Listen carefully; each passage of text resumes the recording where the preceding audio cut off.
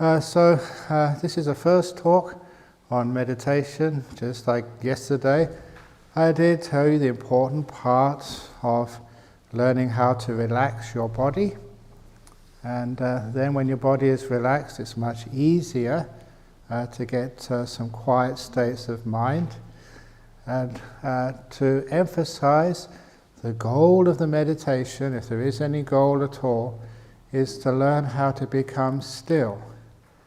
Now I know that sometimes that people start talking about insight and concentration and all of this stuff.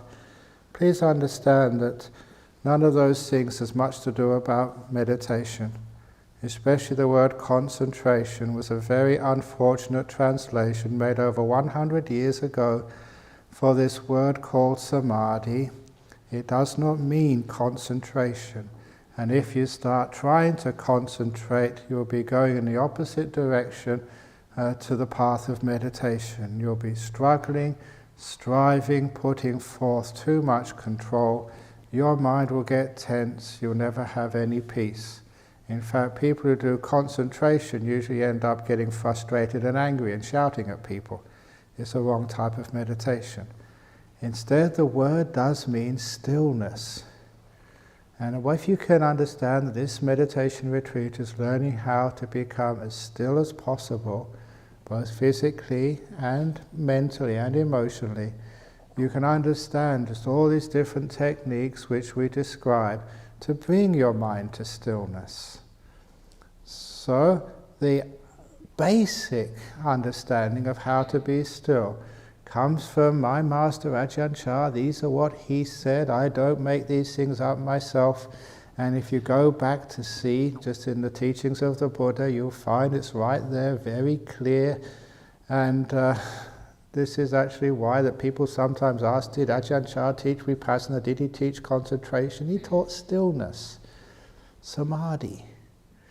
And if you want to know what stillness is, and I do this little exercise every retreat. And Bodhidharma, you can be my assistant on this little demonstration. You've seen it done before, many of you. I've got some water in my cup here. I'm now going to hold the water perfectly still. The goal is to keep this water still. Venerable Bodhidharma, have I got this water to be still yet? Oh yeah, because I'm not paying attention, I should be mindful. So I'm now mindful of the water. Has it stopped moving yet? Nope. So it's because I haven't been putting effort in. So now I'm going to put effort in. I really am trying, honest. How is it going? It's moving even more. Exactly, this always happens. When you put effort in, it moves more. And for many of you, you may try your whole meditating life trying to hold the water still, and you will just get frustrated and you'll give up. You'll say, oh, I can't meditate. Meditation is too difficult. Maybe somebody else, but not me. It's nothing to do with you. You haven't understood how to meditate. So how can I keep this water perfectly still? It's so easy. You just put it down and let it go. What can be more easy than that? And now, Venerable Bodhidharma, he's still moving. A little bit. Just wait for a while. You've got to wait, you've got to be patient. You can't expect us to come here and get enlightened in the first day. Otherwise you'll have nothing else to do for the rest of the 8 days. It's going to take some time, okay? You've got to be patient and wait. Now. There we go. Still. Yeah, now it is still. I could never ever hold it that still. That's almost perfectly still. You can see because the reflection of the lights, any movement, I can actually see it. It amplifies the movement. That's actually perfectly still. And it's so easy to do. Was that hard for me to do, to keep that water still? Once I know how to do it, it's the easiest thing in the world. Letting it go. Stop controlling. Leaving it be. Don't interfere. Renouncing all this wanting stuff. Stop attaching, holding, grasping onto it.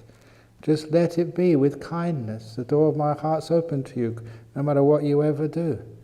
Gentleness.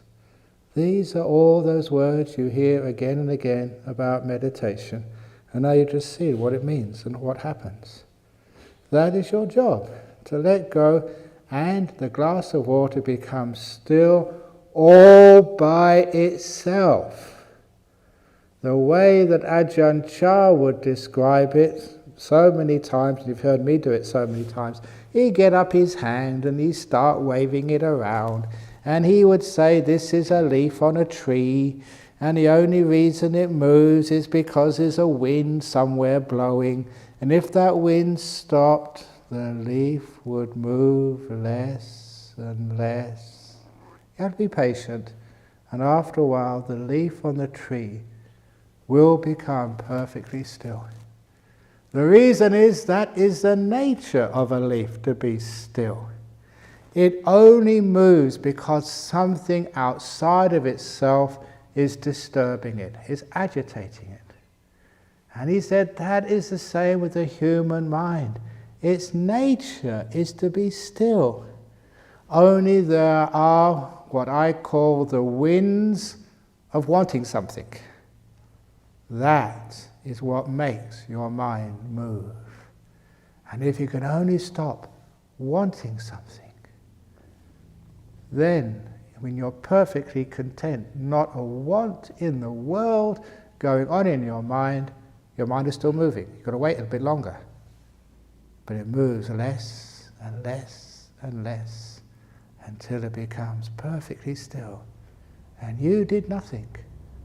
You just let go, disengaged, allowed it to be, stopped grasping, holding on to this mind, put it down, and it becomes still, all by itself. Now that is how we become still. When people then ask, well, Ajahn Brahm, what about inside? Is it just about becoming still? Is that it? Aren't we supposed to get enlightened and understand things and the nature of reality? Yes.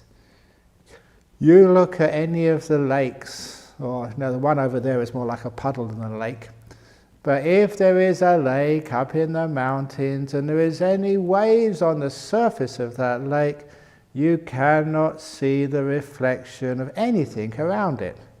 Because of the waves, it distorts the reflection.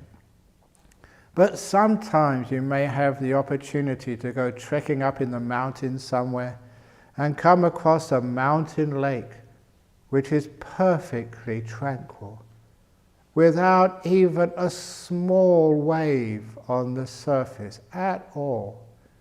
And that lake becomes like a mirror, like a sheet of glass, which perfectly reflects the mountains and the forests and the moon and the stars in the heavens above. Everything gets perfectly reflected only on a surface of a lake which is perfectly still. And that is one of the best similes for how stillness gives rise to understanding. Only when you are still will the mind perfectly reflect the truth of things.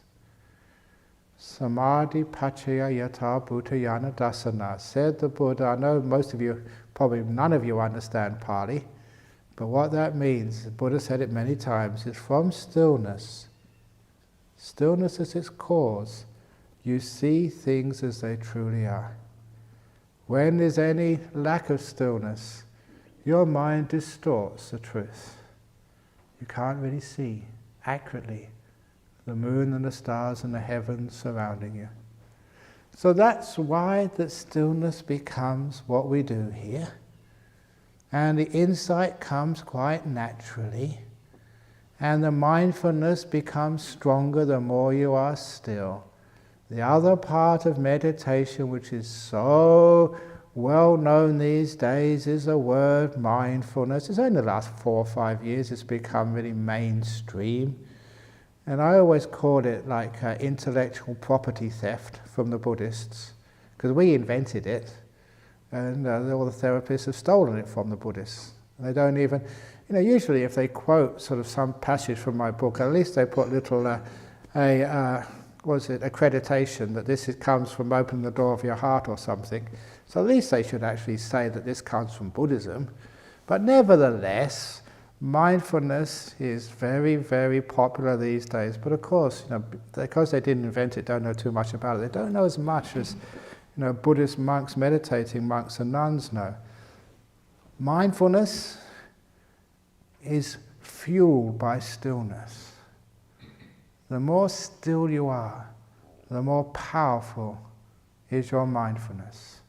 If you think of mindfulness like the sun, at night time the sun is not there, you can't see very clearly at all. And even now in the early morning, it's still not that bright. In the middle of the day, this place is illuminated, you can see everything. Like the sun's light has got to its peak, so you can see and experience so much. Your mindfulness is still quite dull. It hasn't woken up yet. It hasn't got its energy yet. And it's stillness which gives it that energy. It makes it very, very, very strong. And I love these stories. It's not really a very good story to say today, but it's one I always repeat on meditation retreats to give you an understanding of what's going on. And that is the walk up from the bottom of the hill to the top. If you went up there this morning, you'll see the fire trucks and blackened stumps of trees, because again, that bushfire this morning at the bottom of the hill. It's not a good day to go up. But some years ago, many years ago actually, when I did lots of exercise, these days I'm getting old, and so you don't have much energy left, so you've got to preserve it. So I try not to do too much exercise, because the more energy I use today, I won't have much for later on. Well, that's my theory in life. You've only got a certain amount of energy in life. If you use it all up when you're young, you've got nothing left when you're old. So preserving things. Anyway, no, I do actually do exercise. I was up and down that hill last night for the fire trucks. But anyway, so one day, a beautiful spring morning, came back early from some appointment, and so I told the driver, let me off at the bottom of the hill, I want to walk up. It's very difficult in my situation to get any exercise anyway, because everybody said, no, take a lift, come, get in the car. I said, no, but it's good merit for us to give you a lift. So, that's why you killed me. Well, not really, I'm very healthy. But anyway, so I managed to talk the driver to let me out and let me walk for a change. So I walked from the bottom of the hill to the top here. It's only 2 and a bit kilometers. Now I have been living here at that time for 7, 8 years. Up and down that road in the car, so many times. This is where I've lived for about 31 years now. And when I walked, instead of looking through the window of a car, everything looked so different. Really different. It was such a contrast to what I remembered that I wondered whether I was walking on the right hillside. I could not recognize the surroundings of the road in which I've lived for 7 years when I was walking instead of looking through the window of a car. That surprised me, so quite naturally you could understand that I just stopped. Stood still and just stared, and then it changed again. What I saw when I was standing still was more detail. I could see more things which I haven't noticed before, and what I saw was becoming more and more beautiful. I never seen that hillside so beautiful as when I just stopped and stared for a few minutes. And you wonder why, what's happening? And the answer is pretty simple physiology of the eye, the organ of sight. When you're looking through the window of a car which is speeding, light comes and hits the back of your eye, and before that image properly forms, it's a chemical reaction on the back of your retina.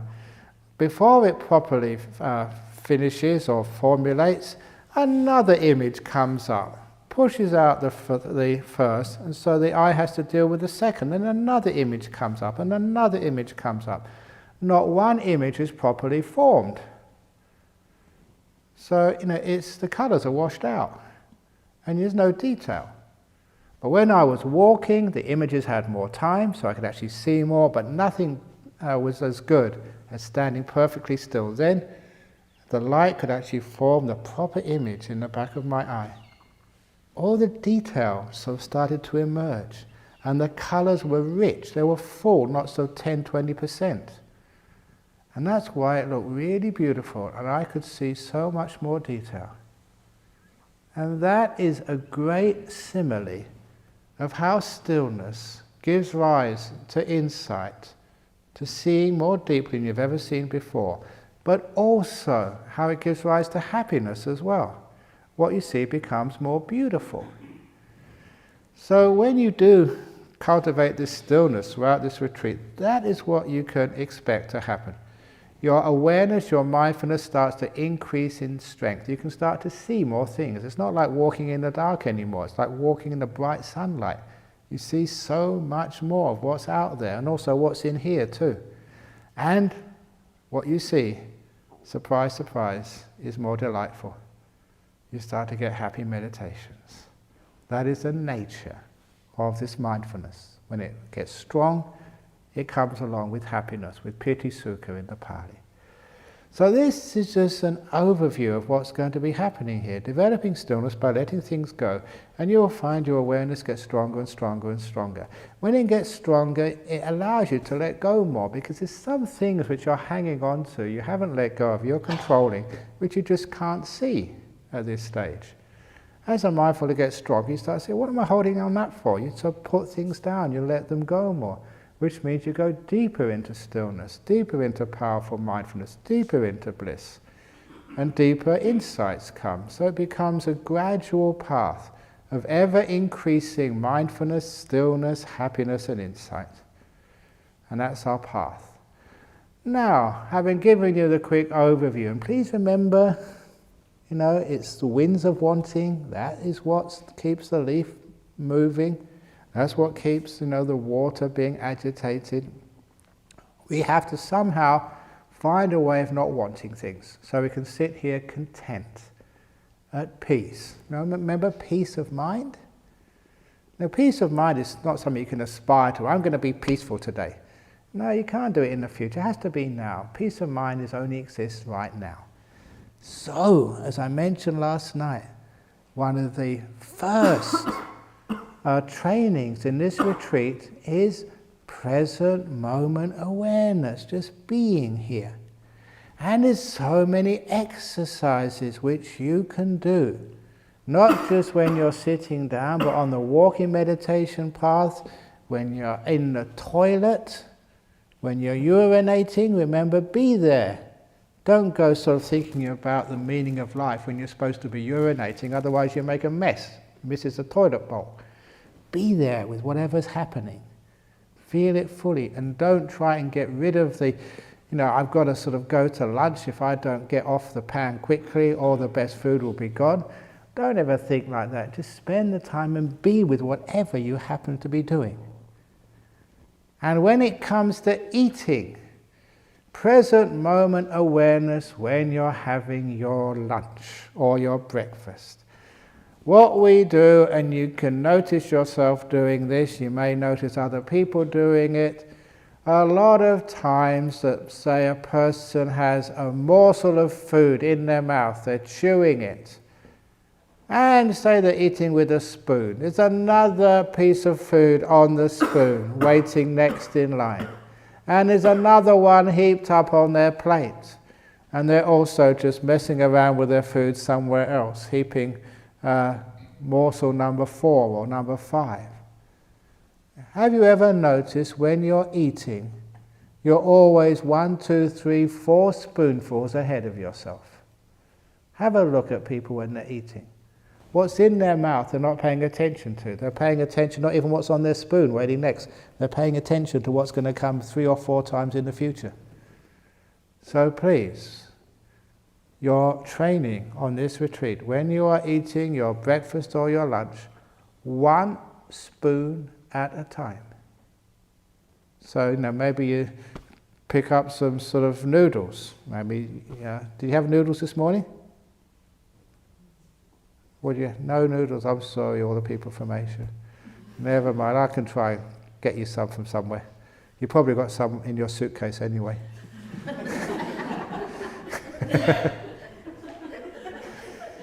But suppose you're having I don't know what you're having, say a spoon of cornflakes or something.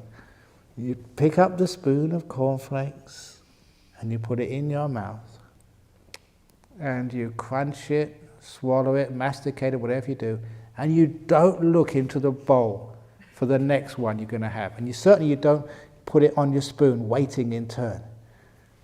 Wait until you've swallowed and then you look what I'm going to have next. And then maybe you have a bit of toast and you pick up a piece of toast and you bite. You don't look down, the baked beans which are left. No, just one bite of toast and you swallow that before you even think what you're going to eat next. See if you can do that. Number one, it makes you aware of what you're doing and just shows you just how in ordinary things of life, like eating, you're always ahead of yourself. You're not in the moment. And it also means that when you are eating, you're actually tasting the food.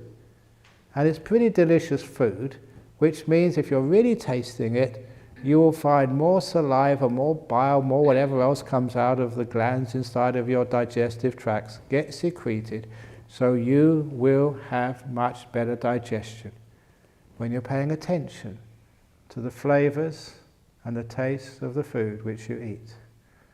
And it's also a great method of practicing mindfulness, so when you come in here, you're ahead of the game already. You're not always, just thinking in the future. And also, you will find that, when you're on this meditation retreat, you spend a lot of time sitting here, you spend a lot of time maybe on the walking meditation paths, but most of the time on this retreat, you'll be spending in what I call the in-between moments. You've left the hall and you're going to the toilet, but you haven't arrived yet. How much of life is wasted in the in-between moments of our lives? We've left one place, we haven't arrived at our destination yet, we waste time on the way. So that when you leave this room, even when you stand up, you're aware of where you are. And you are mindful of the in-between moments. When you leave here, before you get into your room, you're always in this moment. You're not ever going anywhere. You are being here. There's a story which I wrote in Good Bad Who Knows about one of our friends over in town. He was an ex-monk. And I was busy carrying some papers in our Nolamara centre because I always have to do admin as well. There's all sorts of things a monk has to do these days. And so I was carrying all these papers and he happened to see me being busy and he said, "How's it going, Ajahn Brahm?" And I said a standard phrase which many people use. And I said, "I'm getting there." And that's when he caught me out. He said, "Where is it exactly you're getting to?" And I thought, I've been busted. And I was honest enough. And I said, "I'm getting to the cemetery. That's where I'm getting to at this rate. And that's where everyone is going to. That's where we all end up." But I realized that I was not being aware. And I was being stupid. So these days, when people ask me, "How are you?" I never say I'm getting there. I prefer to say I'm being here. It's much better when people ask you, "How are you?" You're not going anywhere. You're being here. You're on the journey. You're not at the destination, ever. So on this retreat, this is being in the present moment. Please be here. Be on the journey. Don't be at the destination. And then you know what it means to be here. Number one, when you start to create such amazing present moment awareness, when you're actually here, it's amazing what you find out in the in-between moments of your life. That's actually where most of life happens, and that's where the action is. That's where enlightenment happens. Not the destination, but on the journey. Right here, right now. On the way. Being here. So see if you can remember that. Try and be here as much as possible in this retreat and stop going somewhere. So if ever I catch you and say, "Where are you going to?" If you say, "To the toilet," bad meditator. You're not going to the toilet, you're being on the way. You say, I'm on the way. But I'm not there yet. So at least you're mindful of where you are. And it also means that, that you have all of this stress of having, to carry along the burden of not just being here, of where you're going to get to next or where you just come from. Life is far too stressful. And you have so many things you have to be concerned about, or what happened in the past, or what will happen in the future, and that's just too much. So the only thing you need to be concerned about over the next 8 days is just being here. Everything else is taken care of for you. Yeah, if you're at work, you have to sort of make sure you get to appointments, but you have no appointments for the next 8 days. I am your PA, and I have cancelled all of your appointments. So you don't have to get to any sort of meeting at any time. So no stress at all. You've got no deadlines, nothing to actually to worry about for the future. You know there's going to be a nice lunch there for you. You don't even have to worry about where am I going to eat today, what am I going to eat, who am I going to go with for lunch. It's there for you. You don't have to think about it. You don't have to worry about the dinner. There isn't any, so just forget about it.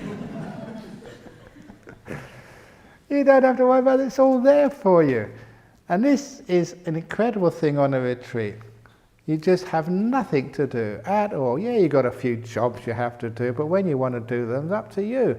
You may have a job to clean out the toilets. You can clean them any time of the day, all night if you want. You want to do it 2 o'clock in the morning, that's fine by me, as long as they get done. So you've got no stress.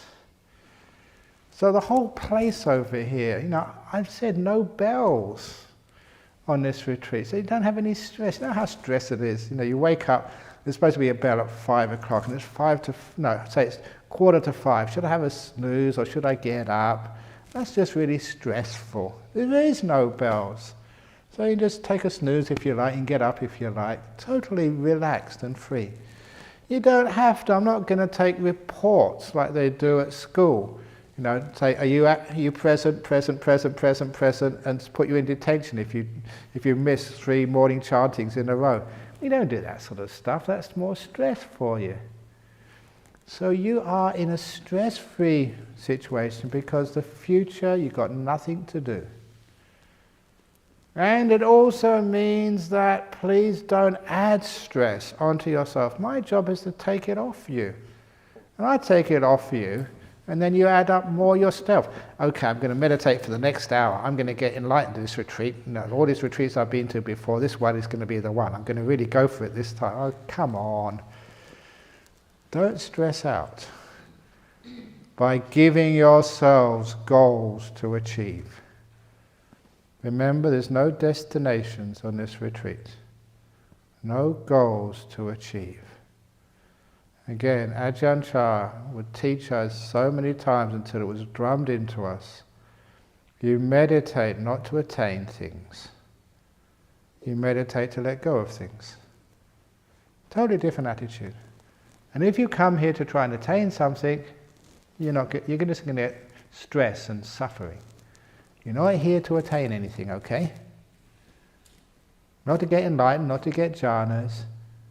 You're here to let go of things. To see how much you can let go. Not how many more things you can get.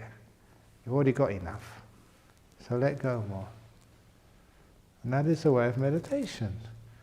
So when we do that, there's nothing to attain, nowhere to go. It's very difficult at first. Simply because people love it. If I give, this is stage 1 of meditation, okay? Stage 1, present moment awareness, and then yes, I can tick that one off. Yes, I've done that. Now, silent or present moment awareness. And then work. Yes, I've got that. I'm on stage 2. And then you go and talk to your friend and say, stage 2. I was on stage 2 the first minute. I'm on stage 6 now. All these stages, you can see what they do to you. They cause more stress, more desires, more ego, just more jealousies and guilt when you don't get anywhere. No stages, nothing to attain. Just see how much you can disappear and let go. And this is why present moment awareness, no future, what's there to attain? It's just being here. Finding out what it's like to be here with nothing to achieve, nothing to attain, nowhere to go, just to be. Then all these incredible things which you read about in meditation, they just come to you. They just happen when you are still. And the last little teaching about stillness before I go on to more exercises so you can be still is my master's one of his best, I'll probably put my hand up and say it's his best simile ever, which didn't understand when I first told it to me, but it's just one of the greatest similes of meditation that I ever know about. He said his monastery was the mango orchard. This was in northeast Thailand. There weren't any mango trees in his monastery. I thought my teacher was being crazy. And then he carried on by saying the mango trees were planted by the Buddha himself. I thought he's really gone crackers, my master. So they're planted by the Buddha himself, and now those mango trees are full of thousands of ripe, juicy, sweet mangoes, all planted by the Buddha in Ajahn monastery. And he said, you monks are so lucky. Now I'd say, because he was talking to the monks, you nuns, you laymen, laywomen are so lucky, because you don't need to climb the tree to get a mango. You don't need to throw a stick up to get the mango to fall. You don't even need to shake the tree.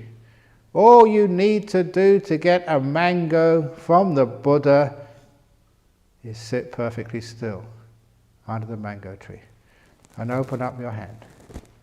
If you sit still and open up your hand, a mango will fall. That's the only way it comes. And I thought, just how crazy can you be? Have you seen a mango tree? Have you just opened up a hand and one's fallen into it? You'd have to wait for hours, probably days, before one fell. And if it did fall, where would it usually fall? On your head, probably. Not in your hand. But that was a beautiful simile for what meditation is. Your job is to sit perfectly still. Open up your heart. And all of these so-called, I mentioned so-called stages of meditation, they just fall into you. You don't do anything. They come to you. And that is how meditation works. So if you're going to be sitting still, you've got to be in this moment, first of all. So we have walking meditation rooms. So how do you do walking meditation? You stand at one end, walk to the end, turn around and walk back again. That's it. Can you do that? No, you can't. Think, what am I supposed to do? Give me something to do. Don't do anything, just walk. And one of the great things I like about walking meditation is you don't get anywhere. Isn't that wonderful to do something where you don't get anywhere? Because wherever you start, you turn around, you end up where you started from. Just like life. You know, you start off life with nappies with no teeth and no hair. And when you end life, no teeth. Wearing nappies because you're incontinent, no hair. You end up just where you started from. It's a beautiful life. You know, all the things which you learned, how clever you were, you didn't know anything when you were a kid and you forget it all when you're old. So you just become around full circle. That's a wonderful thing about old age. But, same with the walking meditation. You start off at the beginning, you go to the end, you turn around, you come back again. Always in the present moment. So don't even worry about the next step. Don't even worry about the next movement. Just wonder about the movement of walking right now. And again, have this beautiful sense of wonder. All these feelings and sensations in the muscles of your feet and legs as you are walking. What does it feel like to walk, to actually be here? To be able to experience the sensation of the carpets on your bare feet. It's amazing. And what it does, it brings you into the present moment, one step at a time, keeping it very simple. And that's exactly what you do when you meditate. You sit down and stay in the present moment, Just wondering about all the amazing things which are happening right now. There's always something happening now. Be aware of it. Now that is the best for the meditation. However, it's just too difficult for many of you to do. So in order to give you a little bit of a crutch, a little bit of a Zimmer frame of meditation, so you can support yourself until you can walk on your own 2 feet, is we have all these little techniques. So when you're doing your walking meditation, you can even say to yourself, left foot moving, right foot moving, left foot moving, right foot moving, as you go from the beginning to the end, turning around, coming back again. You can go a bit deeper and just feeling all the different sensations of your feet as they are moving. See if you can find out what part of your foot leaves the carpet first. And what leaves last of all? What's the last to break contact with the carpet when you're walking? And as the foot, it raises up. Does it go vertically up? Does it go to the side slightly or back slightly? How does it actually rise up above the ground? And when it reaches the top, then what does it do? Does it go straight? Or does it go at a curve, an angle? How do you move? And what does it feel like in the legs as you are walking? And when the foot starts to touch the ground, again, what touches first? What does it feel like? Maybe your toe touches it first, or the toe feels the carpet. What's that like? Start to become sensitive to all the movements and sensations in just one step. And just like I said with the walking up the hillside, once you start to be aware of these things and to slow down, it's incredible how much is going on there. That hillside, which I thought I knew, I didn't know at all. But once I stopped and started to notice, it's incredible what's out there. Once you start to walk, it's incredible, all the sensations of just one step. Thousands of them. And they're all really, actually quite fascinating. And just to feel the carpet on your feet. Please take your socks off when you're doing walking meditation so you can feel things. And if that doesn't work, and you get a bit tired or a bit dull, go out into the nature, feel the wind, take off all those blankets and jackets and stuff, and just feel the cold. If it does rain, get wet.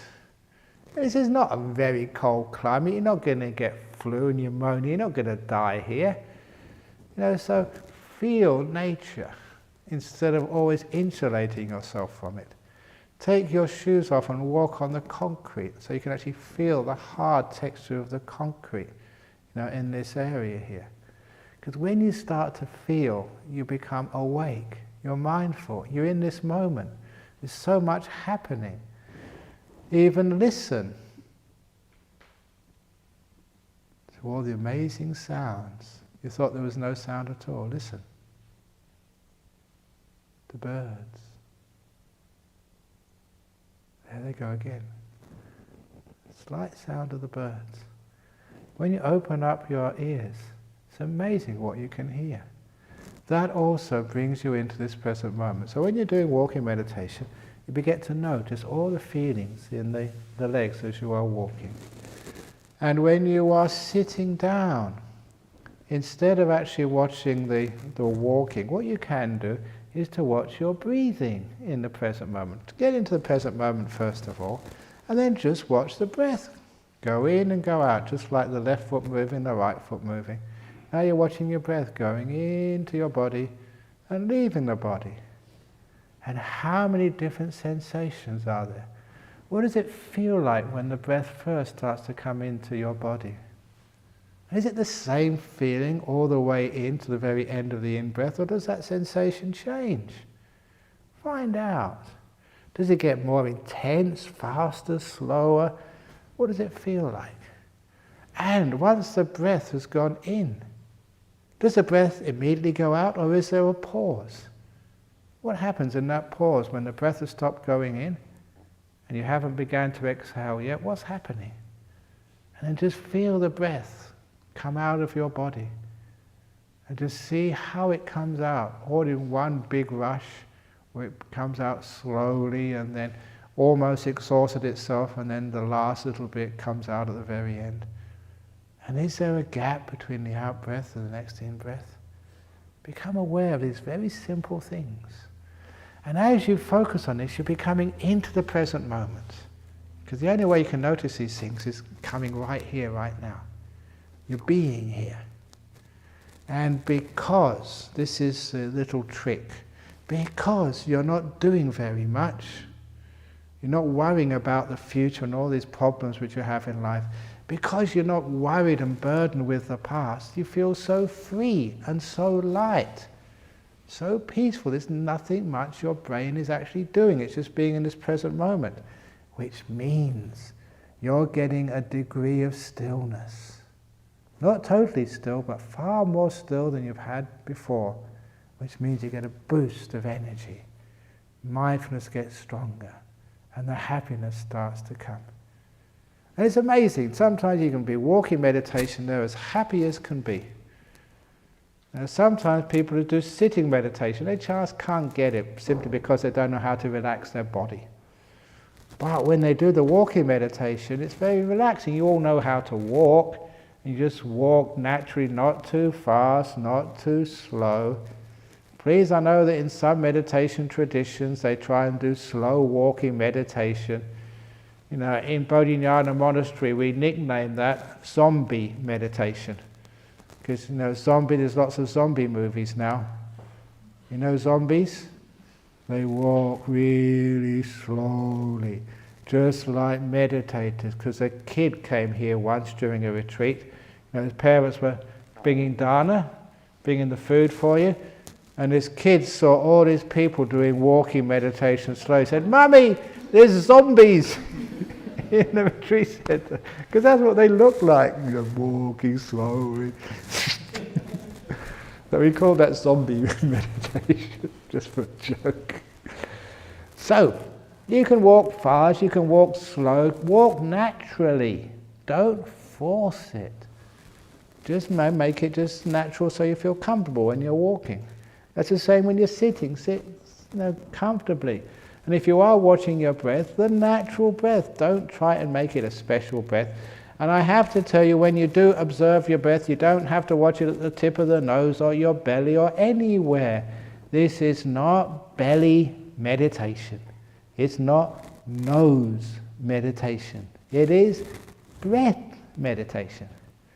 And if you want to know what I mean, I ask people who've never meditated before, close your eyes, breathe in and out 3 times. After the 3rd breath, open your eyes, but remember to keep breathing as well. So they breathe in and out 3 times, they open their eyes, and they all can do that. And that's when I ask them, how did you know you'd breathe in and out 3 times? What told you that? And there is a sensation, a feeling, some information which they could know. In-breath finished, now the out-breath. Out-breath finished, now the in-breath. You can know that. How do you know that? That is what you watch. That which tells you what the breath is doing. And it's not always at the tip of the nose. It's not at the belly. It can be any place. As long as you know breath is going in. You know the breath has gone out. That's all. So that is what we do for watching the breath. So we watch the breath, and it's quite naturally, let it come in, know as many feelings as you possibly can. Now again, some people have difficulty watching the breath at first. You know, after a while in this retreat, it gets easier and easier and easier because your mindfulness gets stronger and you get more relaxed, more peaceful. So if you can't do it the first day, don't worry about that. It will come to you later on. No problem at all, just because you need to relax a bit more.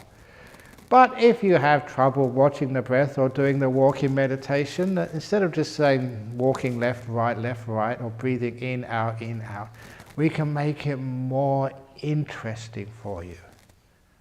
Which is one of the reasons that why, when we do the walking meditation, you can say a word as you do your left step. And as you do your right step, another word. Instead of left, right, because that's boring. As you move your left foot, the first left step, you say to yourself, I will die. And your right step, that's for sure.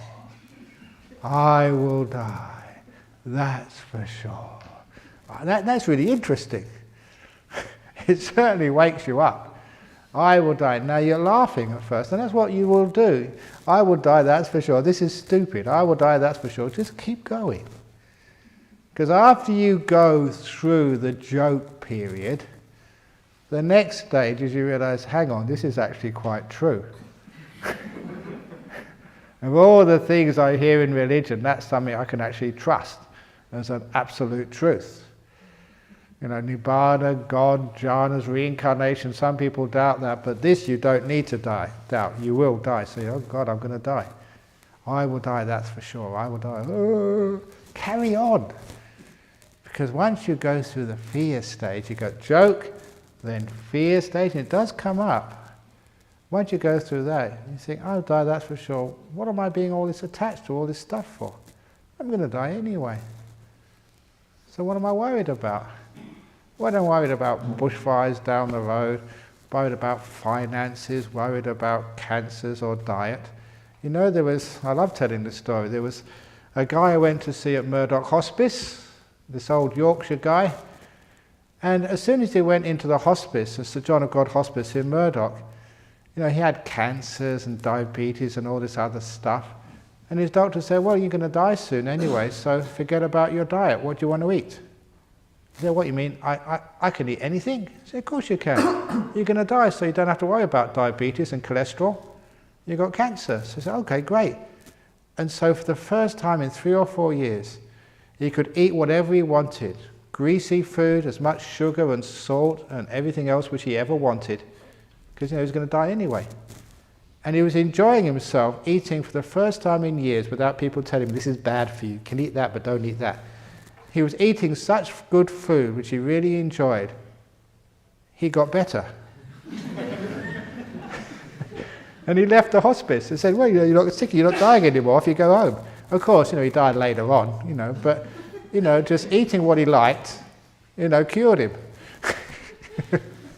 No, there's something to be said about that. What's going? Because he's going to die anyway, so eat whatever you like. But anyway, so you're going to die anyway. I will die, that's for sure. What am I worried about all these things for? Am I anxious? I'm going to die anyway. So what the hell? You get to letting go. All this stuff you're worried about in the future and other stuff you're concerned about, you're going to die, so you let go. And then after you go through fear, you go through this incredible sense of peace. You've let go. Why am I worried about the future? It's going to die anyway. Well, the past, all the stuff which I've achieved and done, no one's going to remember you or me in 100 years' time. They won't want to know who the hell you were. You have hardly any record left except some stupid historian who just hasn't got a life and just researches all these weird things which happened in Western Australia such a long time ago. Even if there is a Western Australia in 100 years' time, but we're all going to be forgotten. Isn't that lovely? I'm going to leave without a trace. No one would know I was here. I quite like that idea. In other words, when I will die, that's for sure, you can let go of everything. So that's the next thing. I will die, that's for sure. Yeah, it's a joke. Then you go through fear and you keep on going until you go to letting go. And you get so peaceful and so lovely and have a wonderful time. So that's what you can do when you're doing the walking meditation. If you're doing the sitting meditation, I will die, that's for sure, it's very hard for you to maintain that. So I prefer something a bit more positive. If you're doing your sitting meditation and you breathe in, you can say to yourself, breathing in peace. Breathe in something you want to get into your body. If you're really sick, breathe in health. If you're really poor, breathe in money. No, don't do that. That won't work. But shut up. But whatever it is, breathe in something positive which is good for you. Like health, happiness, peace. Breathe in something, if you're really tired, breathe in energy. And as you breathe out something negative. Breathe out all my past. breathe out all my fear, breathing out. Breathe out sort of negativity. So breathe in something positive, like I say breathe in peace, breathe out let go. So as I'm breathing in, I say to myself peace, and I imagine myself breathing in peace. And as I breathe out let go, whatever I want to let go of, breathe out let go. And you have to keep doing that for quite a few minutes, just 2 or 3 times. Breathe in peace, breathe out let go, peace let go, nothing's happening. Of course it won't, it needs time. So do that for at least 4 or 5 minutes, breathing in peace, breathe out let go. And as you say these words, it's not just words, imagine what peace is. What is peace? What is health? What is energy? Feel it. The words are just signposts. Feel it. And feel sort of breathing in sort of health, or breathing in energy. Feel it, imagine it. And then breathe out whatever, you may have a cancer or something, breathe out the tumour. And imagine it just disappearing out of you. Breathing in peace, breathing out tumour. Breathing in peace. And don't worry, if you're breathing it out, other people won't breathe it in. So you don't have to worry you're spreading your tumour around to all the other people in this room. It doesn't work that way. So breathing in peace, breathing out let go, whatever it is. And that way you will find that it makes a breath meditation that little bit more interesting. And again, it's just a little bit of a trick. It gives a nice free gift of getting rid of cancers and getting some peace and happiness and energy in your heart. But the main thing is so you start focusing on something simple. And when you focus on something simple and keep your mind on this for long enough, after a while you can really settle down, and then you can start doing things like watching the breath without needing any of these crutches. You can walk meditation without needing to sort of worry about what you're supposed to be watching. You're just in the moment, peaceful and enjoying every moment. So these are just ways to get you into this meditation at the beginning. And so to sum up, present moment awareness was the most important to begin with. And all the different things you can do. You're on the toilet, be on the toilet. Don't be trying to get rid of this quickly so you can go somewhere else. Where you are is the most important place to be. The in-between moments when you're walking somewhere, don't be at the destination. You're not getting anywhere, you're being here. That's what you're supposed to be trying to do. When you're eating, 1 spoon at a time. Don't be too much above yourself, in front of yourself. It's a training, it's a hard thing to do. But after a while you get it and it becomes much more enjoyable, more peaceful. You're doing your walking meditation, start at the beginning, walk to the end, turn around again. Be aware of the feelings in your feet. See what part of the foot moves first, what last. And do maybe a bit of the chanting, I will die, that's for sure. Or, walking peace, walking whatever. Say something when you're walking to yourself in order to be able to focus. When you're doing the breath meditation, breathing in peace, breathe out, let go. Those little things get you involved in the meditation. And little by little your mind will start to get involved in the meditation and let go of all of that stuff of the past and all that stuff of the future, which is the first 2 major obstacles to peaceful meditation. As far as all the thinking is concerned, please understand that all the thoughts and thinking which you have, I will give a talk about that mostly tomorrow, but most of the thinking is all about stuff of the past and the future. If you can just deal with the past and the future first of all and let those go, there's nothing much to think about in this present moment. So you can't really get too lost in thoughts. But the thinking is something which I'm going to be talking about and addressing in tomorrow morning's talk. Last little piece of advice, remember this is the first real day of the meditation retreat, so please take a rest if you need to take a rest. Don't just go hell for leather, on this first day of the retreat. Take rest, lots of juices. If you want to take a walk around the property, you can take a walk around. Just go exercise and enjoy the place and just settle in. And if you can do a little bit of walking meditation and sitting meditation, please do so.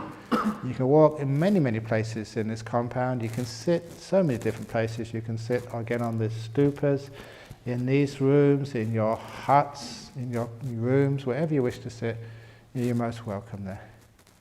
And I should say, and it is a very good thing, for those of you who want to have a walk over to Bodhinyana Monastery, it's very close by, it's about 15 minutes walk.